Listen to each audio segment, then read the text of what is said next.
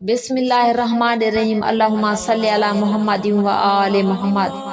بہار میں جناب ام سلمہ سے مروی ہے کہ ایک دن حضور صلی اللہ علیہ وسلم میرے گھر تشریف فرما تھے کہ جناب زہرا علیہ السلام اپنے دونوں بیٹوں کو ساتھ لے کر آئیں۔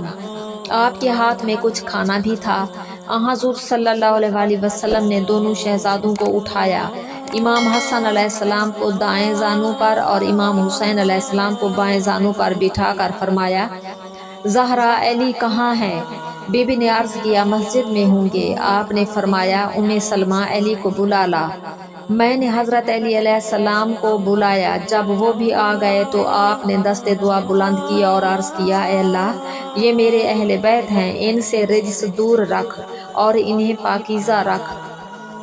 میں نے عرض کیا قبلہ میں بھی تو اہل بیت سے ہوں۔ حضور صلی اللہ علیہ وسلم نے فرمایا نہیں ام سلمہ تو نیک ہے۔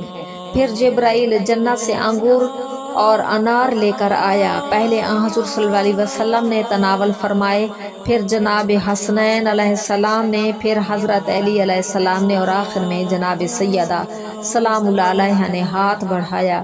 میں دیکھ رہی تھی کہ جو بھی انگور اور انار کی طرف ہاتھ بڑھاتا تھا تو اس انگور اور انار سے آواز تسبیح آتی تھی۔ اسی اثنا میں ایک صحابی آ گئے، انہوں نے کھانے کی کوشش کی۔ جبرائیل نے فرمایا تم نہیں کھا سکتے، یہ جنت کے میوے ہیں، دنیا میں انہیں نبی، اولاد نبی، وصی نبی کے علاوہ کوئی بھی نہیں کھا سکتا۔